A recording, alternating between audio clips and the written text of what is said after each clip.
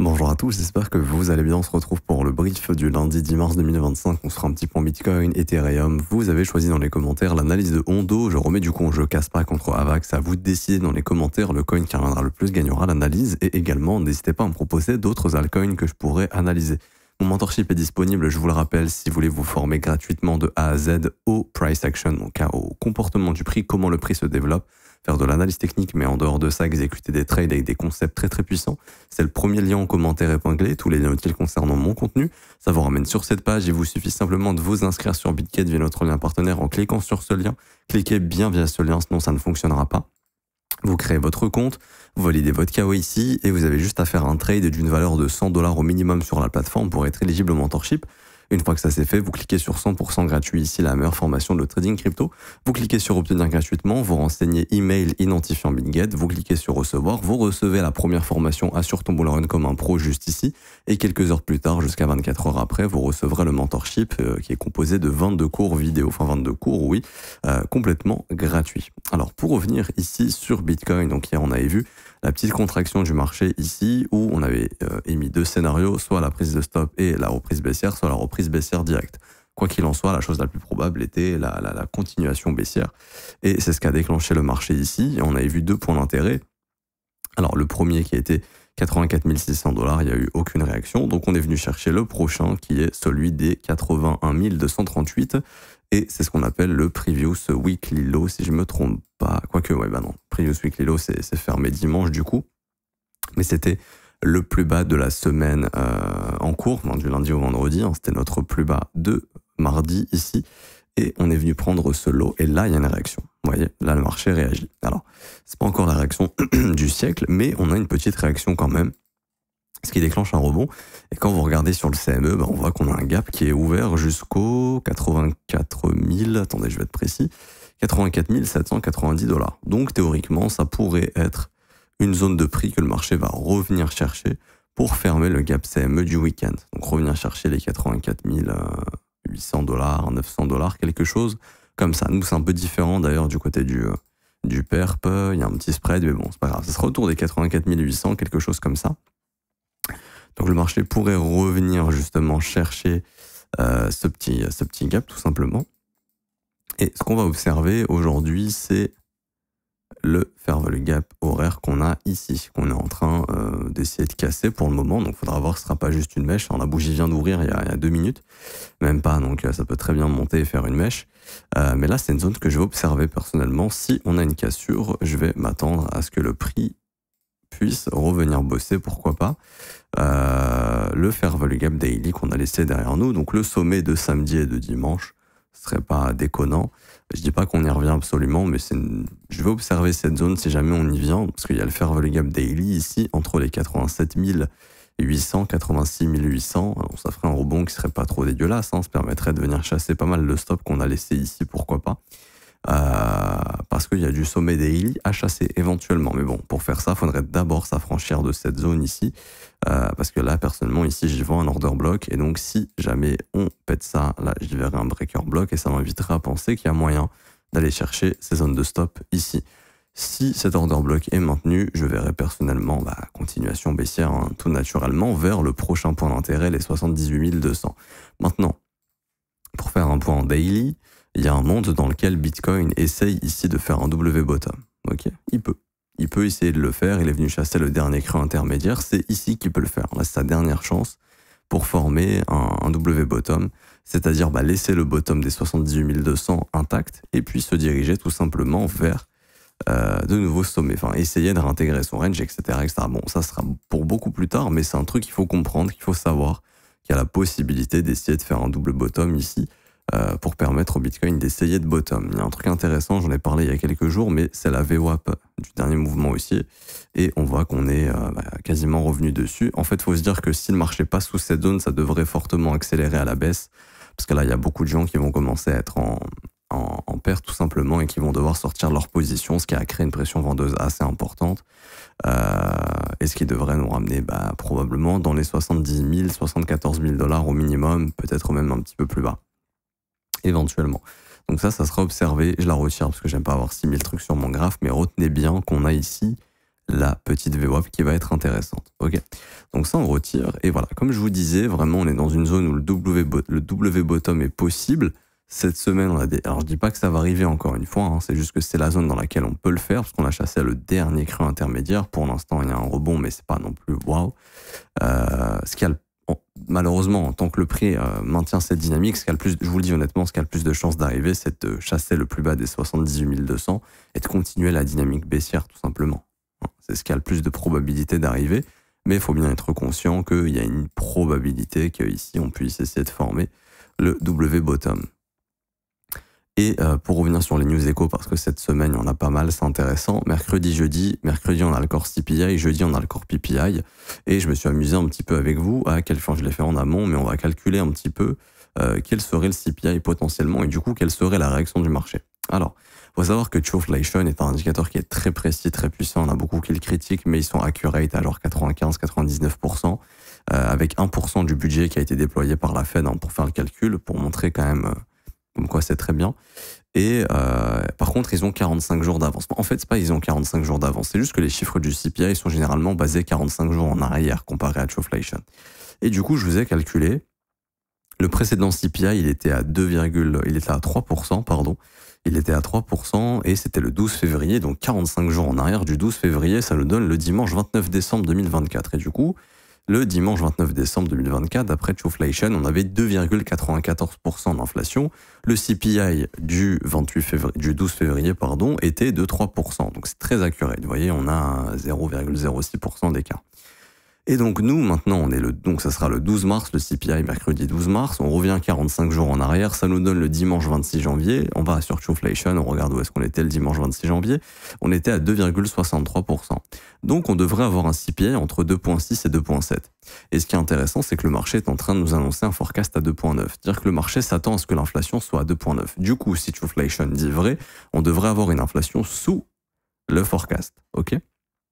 Et donc c'est ce qui fait que éventuellement, mercredi serait une journée potentiellement haussière si les résultats de l'inflation sont meilleurs que prévu. Ok ? Du coup, ce qui pourrait potentiellement nous indiquer, au vu de la dynamique du prix, en tout cas moi c'est comme ça que je vois les choses, que d'ici mercredi, il y aurait des chances de venir sous le plus bas de février, donc sous les 78 200 $, qu'on ait chassé éventuellement le Mandelo par la même occasion, parce qu'on sera mercredi, donc je pense qu'on aura pris le plus bas de lundi, et que, du coup, mercredi, jour de CPI, il y ait moyen d'avoir, pourquoi pas, un short squeeze. Ok. Alors, je dis pas qu'on va aller to the moon, etc., mais ça pourrait être une journée haussière. À voir jusqu'où ça pourrait squeeze. Pourquoi ? Parce que l'inflation serait plus basse que le forecast, tout simplement. En tout cas, c'est très probable. C'est très, très probable qu'on soit sous le forecast, honnêtement. Donc, à voir la réaction du marché. Mais en tout cas, ça indiquerait que l'inflation va un petit peu mieux. Mais encore une fois, nous, on le sait, sur Trueflation, l'inflation s'effondre, est actuellement en train de s'effondrer. Donc la narrative, c'est plus forcément faire chuter l'inflation, c'est essayer d'éviter la déflation et la récession. Il y a des modèles de Goldman Sachs qui indiquent qu'il y a beaucoup plus de probas d'avoir une récession maintenant qu'il y a, par exemple, quelques mois en arrière. Donc ça, le marché le price, bien évidemment, c'est pour ça qu'on a eu cette chute des assets à risque. Donc ça, il faut faire attention. Maintenant, je suis honnête avec vous, la dynamique du BTC, elle est toujours baissière. Imaginons si, je sais pas, mais imaginons qu'on prenne le plus bas de février, début de semaine, avant mercredi. Ok. Si mercredi il y a un short quiz, les objectifs seraient peut-être se faire vol gap qui va se former ou se faire vol gap ici que je vous ai indiqué en début de vidéo. Ok. L'idée ce serait de pas aller casser le dernier sommet descendant, tout simplement. Ce serait de juste faire un truc comme ça ou de faire un truc comme ça. Mais il y aurait un rebond mercredi éventuellement vis-à-vis du CPI. Donc là, on va observer un petit peu ce qui se passe au niveau du prix. Moi, ce que je vois, c'est que tant que cet order block est maintenu, je m'attends personnellement plutôt à une direction sous les 78 200 d'ici mercredi. Si l'order block n'est pas maintenu, il y aura d'abord un short quiz éventuellement, pourquoi pas dans le fair value gap ici, entre les 86 900 et les 87 800, potentiellement. Mais ça ferait plus sens, à mon avis, de faire un piège en début de semaine, baissier, alors mardi, mercredi, et puis mercredi, CPI déclenché le short quiz, et puis pourquoi pas, est-ce qu'on aille travailler d'autres fair value gap daily qui seraient restés ouverts. Ok. Donc personnellement, après, là franchement, on est en début de semaine, c'est comme tirer au loto, deviner ce qui va se passer au niveau du prix. Je pense que moi, personnellement, d'ici là, mardi, tu peux déjà avoir une idée un petit peu de ce que peut faire le prix pour la semaine, parce que là, c'est l'ouverture de la semaine, hein. Il n'y a même pas encore eu la première session américaine, mais l'idée, ça serait, bon bah ok, on maintient ce dernier order block et on continue la dynamique baissière pour aller chercher le point d'intérêt majeur qui est du coup sous les 78 200 $. Et ensuite, une fois que ce lot a été nettoyé, sachant qu'il y a pas mal de gens qui sont en train de shorter Bitcoin en ce moment, sur les contrats dérivés un petit peu, quand le prix chute, hein, qu'on n'a pas pris énormément de stops, par exemple ici il y a des stops, ici il y a des stop loss, donc il y aurait pas mal de gens à sortir à un moment donné, sans que ça change la dynamique, hein, donc qu'on reste dans un marché baissier malheureusement. Ça serait intéressant de d'abord aller purger les 78 200 pour faire ce genre de mouvement, pourquoi pas. Donc surveillez bien le dernier fair value gap horaire, vous le voyez, il est là. Attendez, je vais même bien le tracer. Hop, avec Clément, voilà, on est en train de le bosser, on le travaille tranquillement. Si on arrive à passer cette zone, il y aura à mon avis le travail de cette zone de fair value gap H4, hein, 83 700, 84 000, 85 700, pardon, puisque ça permettra de venir combler le gap CME, et puis ensuite on verra un petit peu, en tout cas ça serait une zone de rejet assez intéressante normalement pour aller chercher les 78 200 $. Okay. Pour moi la direction c'est 78 200, maintenant la question c'est est-ce qu'on fait ça ou est-ce qu'on le fait à partir d'ici plutôt, quelque chose comme ça. Et pour revenir sur ETH, alors, enfin pour revenir sur ETH, lui, hop, du coup, donc il revient proche de son plus bas weekly, donc le previous weekly low, le plus bas du 4 mars 2025. Toujours une dynamique baissière, on en a parlé malheureusement. Résolution ici de notre bougie de vendredi à la baisse, hein, donc on devrait aller chercher normalement, c'est peu probable que le marché laisse ses lots intacts ici, devrait aller les chercher très probablement 1979 $, donc ce serait la zone. On voit qu'il y a un bon fair value gap ici qu'on revient bosser qui est vectoriel, donc c'est son rôle, hein, d'être retravaillé. On est en train de le bosser, il y a des chances qu'il y ait un rejet éventuellement ici.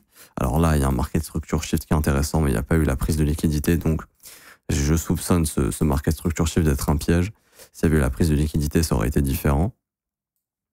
Et du coup, ça dépendra de Bitcoin, bien évidemment, mais après, pour Ethereum, ce qui a le plus de probabilité d'arriver, c'est un rejet dans ce fair value gap, hein, juste là, pour aller chercher le point d'intérêt majeur, qui est du coup sous les 1979 $, ce qu'on appelle le previous weekly low, et même en daily, on en avait parlé. Alors bon, maintenant, le fair value gap mensuel est sous ce plus bas des 1979 $, mais dans l'idée, ce serait pourquoi pas d'aller se diriger sous les 1903, le prochain point d'intérêt. Ce point d'intérêt avait été pris ici à 1985, donc ouais, le prochain, ce serait les 1903 $, ce serait ce lot, juste ici, éventuellement sur ETH.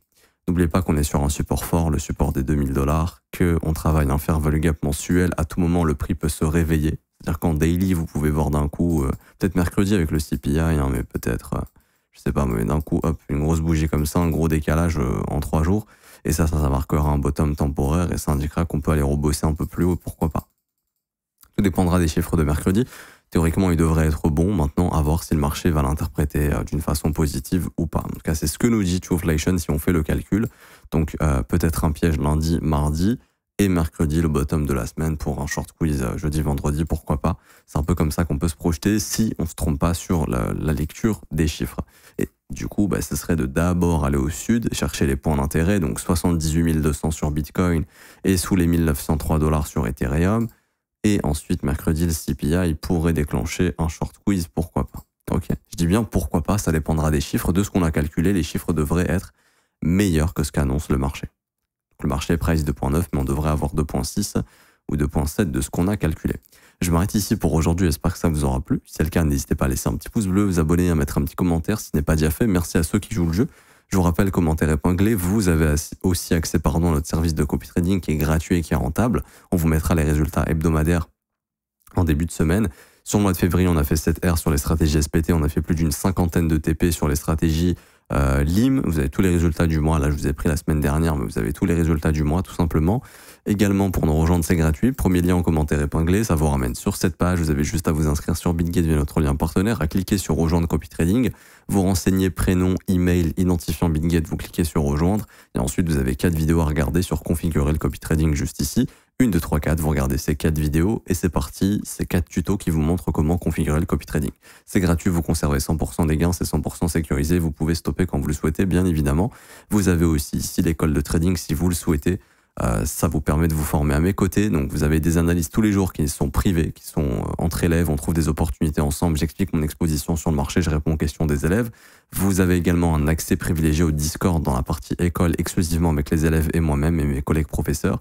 Et vous avez aussi accès à la formation de l'école qui est une formation de 19 heures de cours vidéo, 8 modules qui vous forment de A à Z. C'est ma formation la plus complète. Vous avez également les témoignages des membres si vous souhaitez nous rejoindre ici.